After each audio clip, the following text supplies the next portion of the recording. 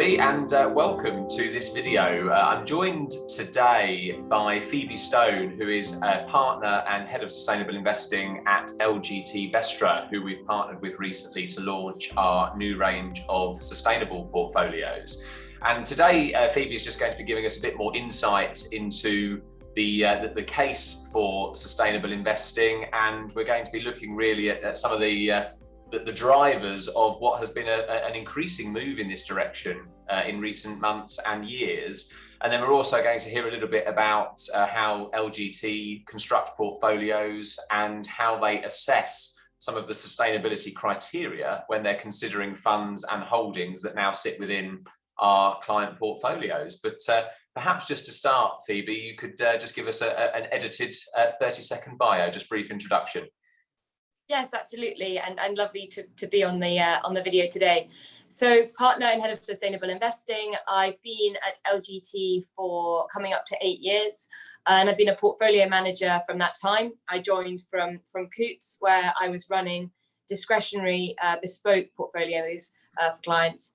So I started my journey at LGT running the MPS, and then around 4 years ago, wanted to launch a range of sustainable portfolios specifically for our financial advisor partners. And that got kicked off, and here we are today. I run the sustainable investment team. There's 6 of us in that team. I run the portfolios and partner with certain strategic partners like Buckingham Gate in order to run a bespoke range of portfolios for firms and the clients that you have. Brilliant, that's great. And I suppose, yeah, just to set the scene a little as far as our clients are concerned, when we made the decision to launch our sustainable portfolios, this has been the culmination of an 18-month journey for us, really. So this is something we've been exploring for quite some time.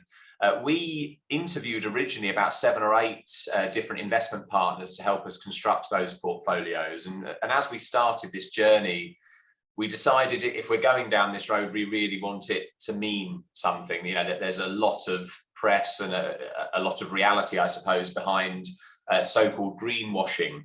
And, you know, this is where sort of funds or investment managers are claiming to be sustainable, but then you look under the bonnet and you find actually that they're anything but. It's almost a marketing label. So what really stood out to us with Vestra, I mean, of course, there's the investment management pedigree there on the more traditional investment side as well. But certainly on the sustainable side, Vestra were sort of head and shoulders above the rest, really, in terms of how committed you were to the sustainable investing piece. And the fact you really meant it. I think I'm right in saying, Phoebe, you guys attended COP26 climate change summit, so you are sort of living and breathing this every day.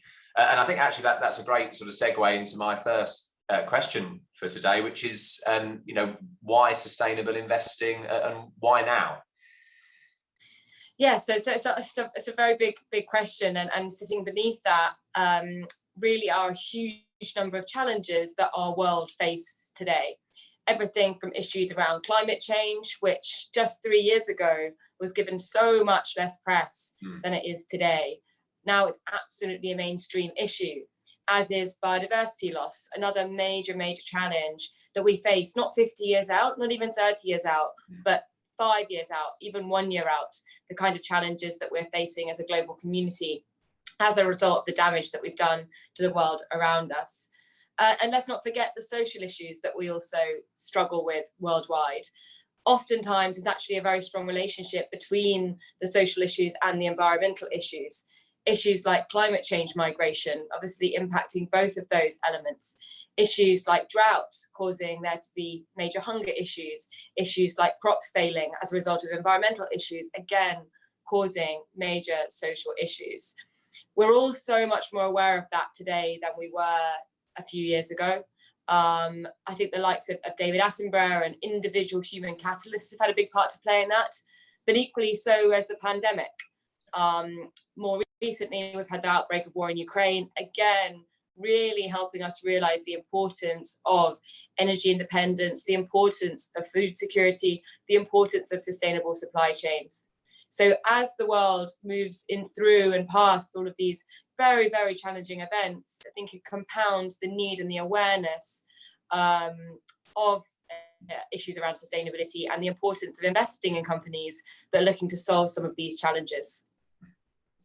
Brilliant, that's great. And it'd be interesting just to get your take. I think, you know, in my opinion, looking at this from the sort of advisor's perspective, and of course I speak to probably hundreds of advisors out there on the circuit when I attend conferences, but I think it's fair to say that, you know, sustainable investing has moved really quite rapidly, actually, from what was previously perceived as a very sort of niche, esoteric area of investing, and I would argue it's now very much mainstream. And I suppose just on the back of that as well, it might be interesting just to get your take on the whole return profile, because I think historically there's been a perception that if you are adopting a sustainable mandate, you therefore had to sacrifice returns, and I think that sentiment probably has shifted recently as well. Yeah, absolutely, and that can be traced back to the sort of old school ethical funds that were around a few decades ago, although ethical investing's been around for much longer than that. But really it became brought to the fore a couple of decades ago, where this ethical investing, the exclusionary approach, meant that investment managers would look at an investment universe and then, based on a set of values or beliefs, reduce that universe down to a certain number of stocks from which an investment manager could select and look to generate a return. But often through that exclusionary process, a huge proportion of the investment marketplace was removed, and you were left with pretty small companies that are not very established, ones that have a much more volatile return profile, and ones from which you cannot create a diversified portfolio across sectors and across geographies. And so for that reason, a lot of clients suffered pretty negative performance from investing in these ethical funds. So there's been this misconception today that we're still in that world, that investing sustainably or ethically, and people confuse those two terms, although they are very different, means that there needs to be a compromise on return. Today, things do look very different. We do exclude exposure to some sectors, and those, potentially unsurprisingly, are the likes of the tobacco space, or the oil and gas majors space, coal and weapons. But that excludes a very small part of the overall investment universe. Then we start doing ESG analysis. And really, by doing the ESG analysis, you're looking to understand the company through an additional lens. The first lens is, of course, the financial lens, understanding the balance sheet, the revenue projections, the profit margins of a company. But you can tell an awful lot about a business, and importantly, the way it's run, by looking at the environmental data, the social data, and the governance data of that company. And interestingly, there's a lot of academic studies to demonstrate if you're selecting companies for investment that are scoring well on these environmental, social, and governance data points, then actually you're able to generate stronger returns over the long term. And why might that be? Well, if a business is thinking about managing additional risks, those environmental risks, so let's say the water pollution risk or the waste pollution risk, or managing health and safety of its workforce, or trying to create an independent governance board, it's likely to be an indication that that business is better run. And I think that's why you're seeing that correlation of the companies with those strong sustainable credentials and the better performance over the long term.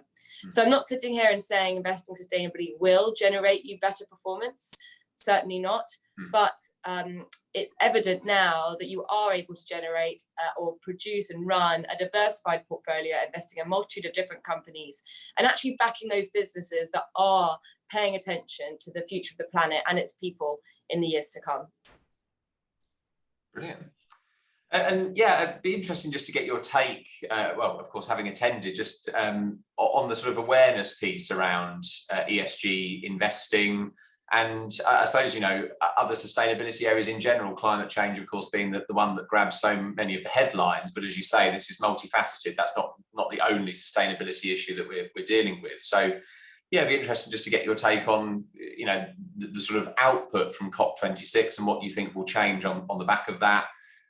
Plus things, of course, like David Attenborough, you know, and Prince William as well, you know, been raising so much awareness in these areas recently. Yeah, I think one of the most striking things about COP26 was how many newspaper headlines it got.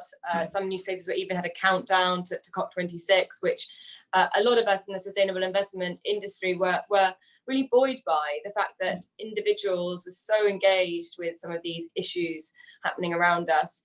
It was certainly the first COP, the first conference of parties that was really driven by business. Now, that can be seen in two lights. It can be seen in a good light because it means that the corporate world is really behind a more sustainable agenda. And actually working in partnership with governments is extremely important if we're actually going to create any long-term change. But on the other side of things, obviously, you've mentioned greenwashing already. There probably were a number of companies up there just going up there to say they were up there or to put up stands and make themselves feel to their consumers and their client base like they were potentially more of a sustainable company than they turned out to be. There certainly were some success stories behind or from COP. There was the pledge around methane. Now, methane is 80 times more potent than carbon in terms of temperature rising. So having that globally agreed methane target was really, really important. So cutting methane production by 30% by 2030. It does need to be said that methane doesn't stay in the atmosphere as long as carbon. So whilst carbon is less potent now, over the lifetime of the gas staying in the atmosphere, carbon still is an extremely important one to focus on. The collaboration between business and government actually within the commitments themselves was really interesting and exciting to see. Bringing new countries into the fold. So India committed to net zero at COP. It was actually a surprise announcement from Modi. What that really represents is a fundamental realignment in domestic politics. Because going into COP, Modi was very clear that he did not want to sacrifice economic growth in order to tackle climate change. Then standing up and saying, actually, I understand the risks here, and we as a country are going to start deploying a huge amount of capital to allocate to the green economy was exciting to see. And we're already seeing India, in some cases, streets ahead of other developed countries on things like their hydrogen strategy, on the deployment of renewable energy infrastructure. They want to produce 500 gigawatts of renewable energy by 2030, which is an enormous amount. It's the total solar production globally just a few years ago. Wow. So no mean feat coming from India, and given it's the one of the economic superpowers right now and certainly of the future, it's important to have that country on the same trajectory. Brilliant. And it'd be really interesting just to establish a little bit more what we mean when we're talking about the S and the G part of ESG. Of course, a lot of attention is given to the environmental sort of climate change angle here, but there is a wider element of ESG investing, of course. And so, be keen to understand what you feel that businesses, governments, and of course consumers are doing when it comes to the kind of social governance aspects of ESG investing as well.